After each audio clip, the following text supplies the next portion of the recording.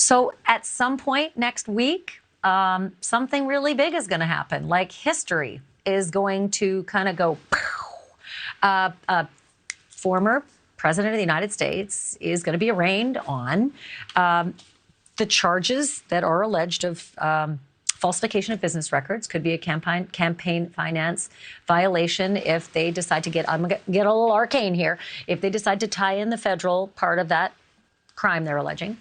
And the former president's going to be fingerprinted and mugshotted and walked into a courtroom to enter a plea, which is why talking to his lawyer, Joe Tacopina, right now is really, really important. And he is live with me now. So, Joe, I have heard you had your reaction that the president was shocked. You were shocked. You learned this from the New York Times. Has the president said anything further since his initial reaction to hearing about the indictment in Manhattan? Not really, Ashleigh. I mean, he's ready to go. He's ready to fight. I mean, he's, obviously was very upset and shocked. And I was shocked. We were all shocked because even though we'd heard and there were rumors and, all this, we just believe at the end of the day, rule of law would have prevailed. And, there is no crime. Actually, there's not even a bad act here, let alone a crime. And I've spoken to 3 former FEC chairmen, Federal Election Committee chairmen, who have echoed that sentiment. I don't know how they think they're going to prevail in this case. They won't. But it's gotten to the point where this clearly is weaponization of the justice system for political purposes. And it makes me really, as a lawyer, it makes me sad. And as a lawyer for the person who's being victimized, it makes me angry. So you, I am guessing, are probably not a whole lot different than me in that the indictment is sealed, so you don't know what's in it, but we are hearing upwards of 30 charges. Are you assuming, with that limited information, that this is about each check that Michael Cohen wrote to Stormy Daniels, so each one of those represents a charge? I guess so. Again, I don't know how they think that equates to a crime. This is a federal election. Federal campaign laws are in effect. Actually, it's very simple. These civil settlement, which is done every day in every law office in New York, was done with personal funds, not with campaign funds.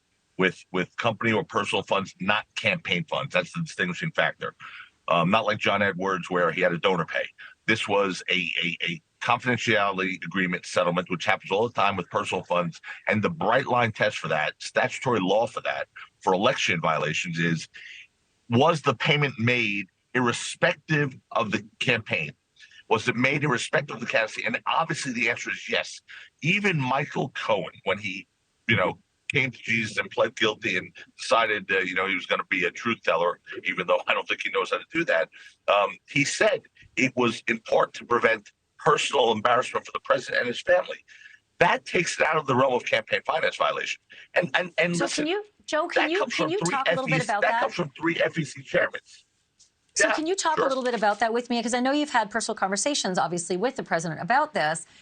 What does he say about the personal embarrassment then and now? Because he's still married to Melania. What has his reaction been? Because that's what I'm assuming the defense is going to be, right? It's that he didn't want to embarrass himself in front of his wife as opposed to affect the voters. And you tell me if I'm wrong in that thinking. Of course that's in fact the case. By the way, let me be clear, Ashleigh. So what's he said? He adamantly denies he had this affair. Adamantly. But by the way, Stormy Daniels wrote 2 letters in which she attested to the fact that she did not have a sexual relation with Donald Trump.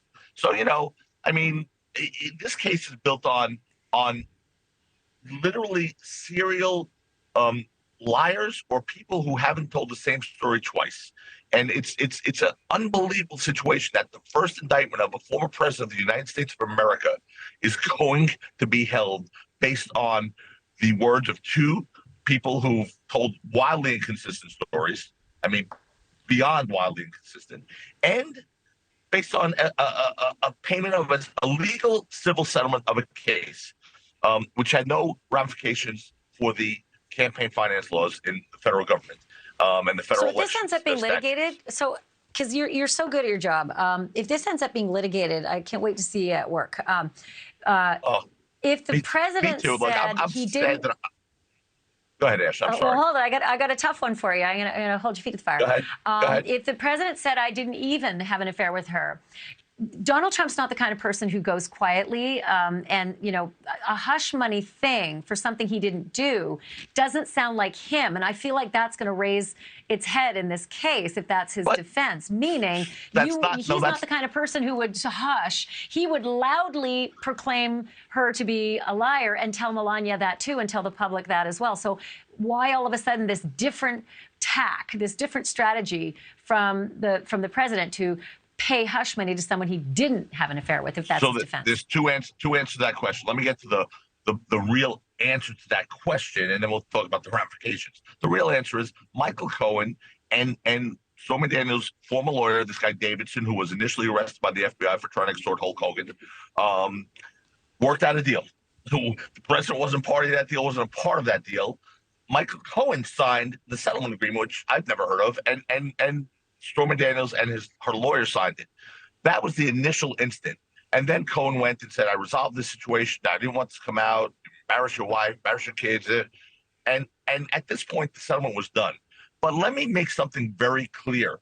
Whether he did or didn't have a relationship with our one-night stand, even though he adamantly denies it, and so has she, but even if he did, it doesn't change the fact that that is not a crime.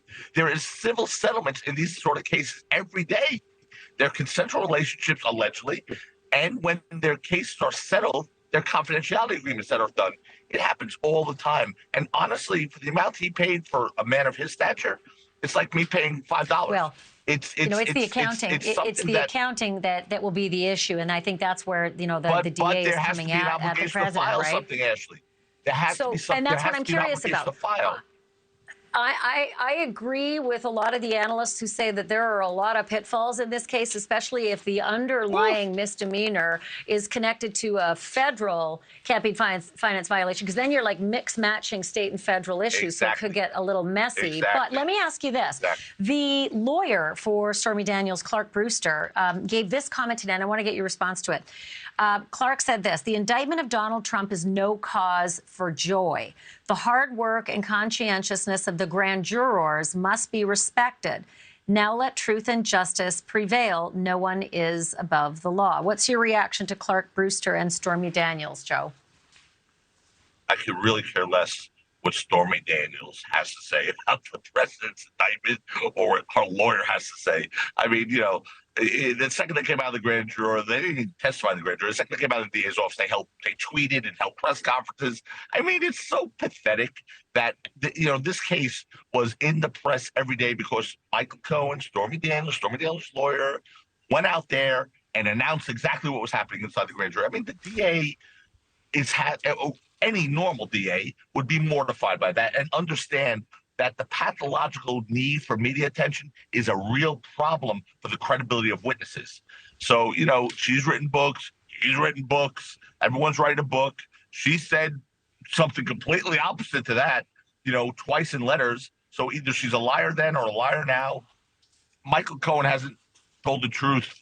He wouldn't know what that word even meant if it hit him in the head. I mean, he was convicted of 7 crimes: lying to banks, lying to the IRS, lying, regarding his taxi medallions, lying to Congress. I mean, the guy is. Hey, Joe. Is Can I ask you just logistics? Yeah. Because I was so interested to hear you learned of this today from the New York Times, not from the DA's office. But there's a Tuesday court date on the docket in front of Judge Juan Merchan, and I'm wondering if you have now been told that. And I've got 10 seconds left. But do you have logistics ready to go, or you haven't even started? We have nothing ready to go because we're still waiting on how the logistics are going to play out, Ashleigh. Okay. Joe Tacopina, I can't thank you enough. I know you're driving, so I do appreciate you jumping on the phone with me. That. This is a big, we would have planned something better. It was a big surprise. We'll get you on when we know more. I wasn't ready today for this, so okay. I so appreciate it. I'll have you on, let's say, as soon as we know more about this, we'll do a better face-to-face. Thanks, Joe Tacopina. Absolutely, Ashleigh. Okay, bye-bye.